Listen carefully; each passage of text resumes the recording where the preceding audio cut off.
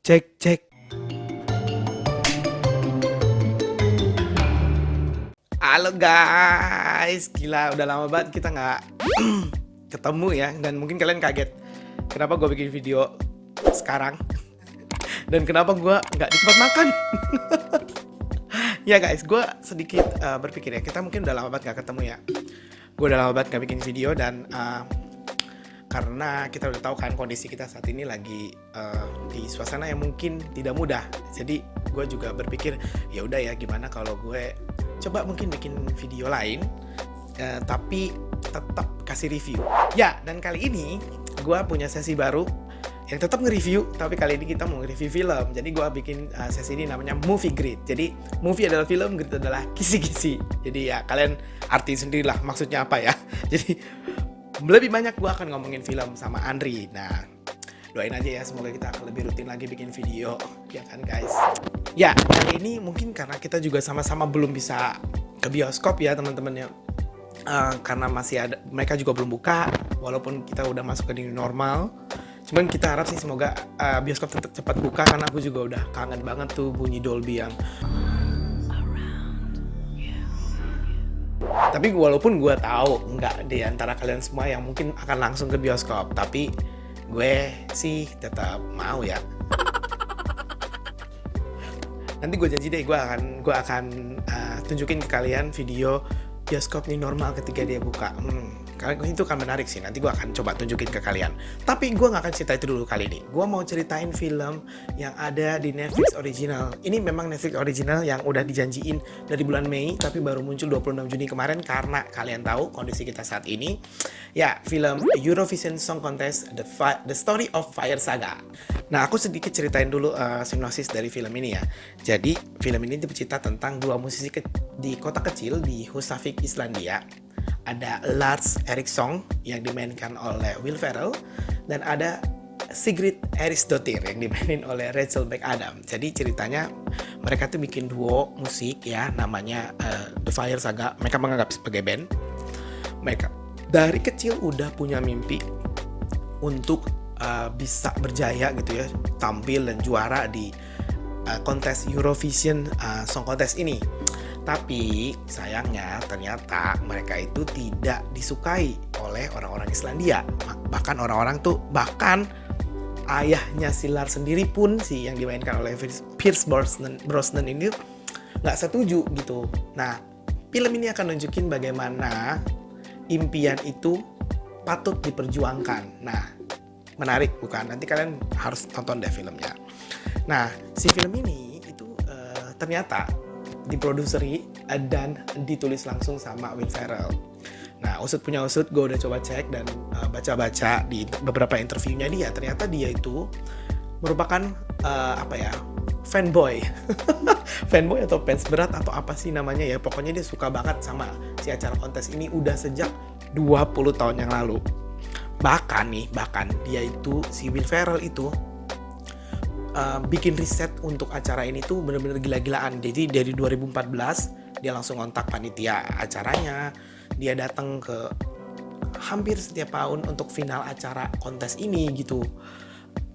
Biar dia mau bener-bener acara filmnya ini bener-bener natural gitu. Oke banget. Dan memang hasilnya nanti aku akan ceritain reviewnya kayak apa. Jadi Eurovision Song Contest ini adalah kontes cipta lagu tahunan yang anggotanya merupakan anggota European Broadcasting Union. Nah, tapi di tahun 2015 kemarin itu Australia juga ikutan karena mengingat di Australia itu banyak banget yang namanya keturunan Eropa gitu. Nah, jadi konsepnya itu kalau nanti kalian nonton filmnya ya, mereka akan pilih satu lagu ya dari perwakilan masing-masing negara untuk bernyanyi di situ. Jadi lagunya tuh dari awal sampai benar-benar final harus lagu yang sama gitu. Jadi setiap negara akan mengirimkan tuh satu persatu perwakilannya. Nah, biasanya di setiap negara juga ada kontesnya masing-masing.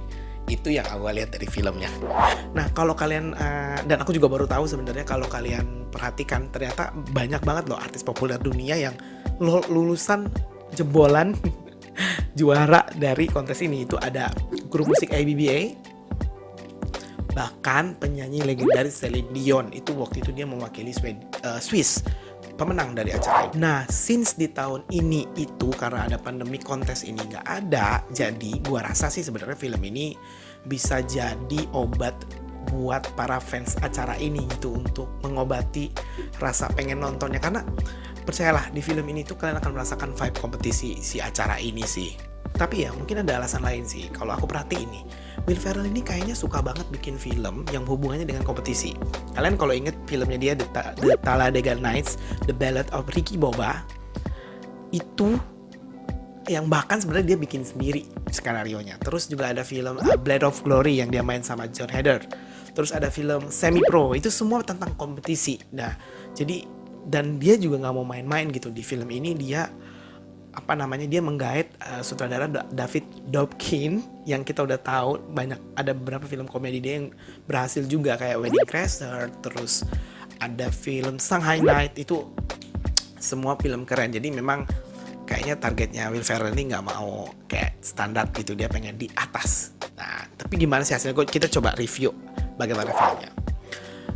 Nah, pertama gue pengen cerita tentang latarnya. Jadi latarnya tuh diawali filmnya di tahun 1973. Pas banget waktu itu juga ada ABBA di film itu, di awalnya di cerita kompetisi di mana pertama kali Lars Eriksson dan Sigrid Eriksdottir itu punya mimpi untuk bisa jadi pemenang di Eurovision. Bahkan sebenarnya itu tuh kalau in fact itu adalah 16 tahun sebelum Islandianya sendiri kompetisi di kontes gitu kan. Keren sih menurut gue. Dan setelah yang 73 mereka langsung balik ke present day di 2020. Itu untuk latar waktu ya. Nah, tapi untuk latar tempat ini yang menarik sih. Mereka tuh benar-benar film ini tuh berhasil menggambarkan pesona dari Islandia. Oh bukan ya. Pesona Islandia terus juga Skotlandia. Jujur gue habis nonton film ini, gue pengen banget bisa ke sana untuk ya at least lihat-lihat lah. Beneran deh, itu bagus banget guys. Nah, sekarang kita ngomongin tentang cast-nya.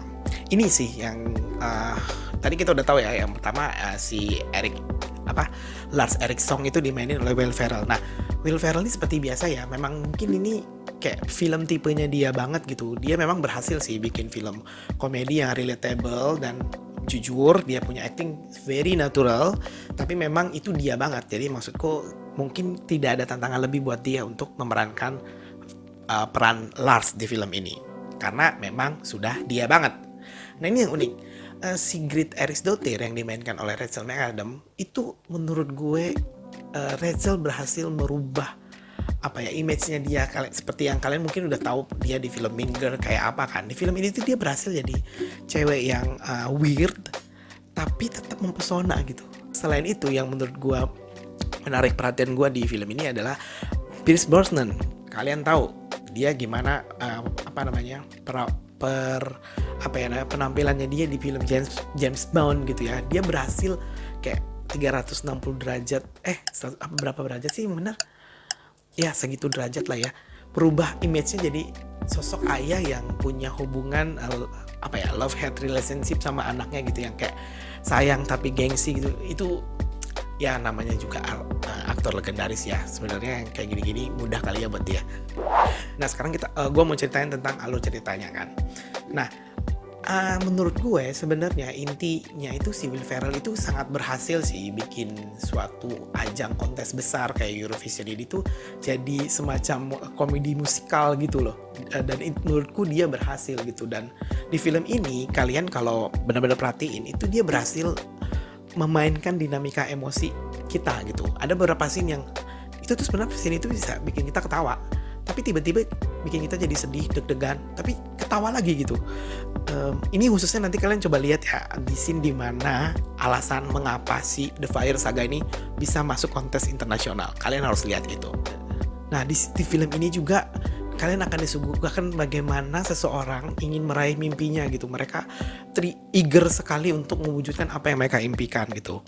Tapi di sisi lain mereka juga berhasil menjelaskan sebenarnya kontes ini tuh sebenarnya kontes apa dan seperti apa sih gitu.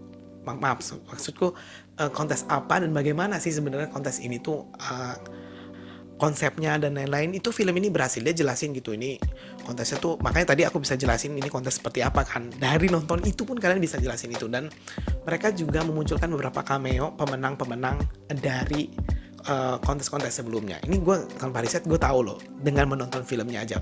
Artinya apa? Artinya mereka berhasil gitu mendeskripsikan si kontes ini di film itu secara baik menurut aku ya. Intinya sih dari awal sampai akhir tuh si filmnya berhasil membuat gue yang nonton, mungkin kalian juga yang nonton, itu menjadi kayak bagian dari perjalanan musiknya si Fire Saga gitu.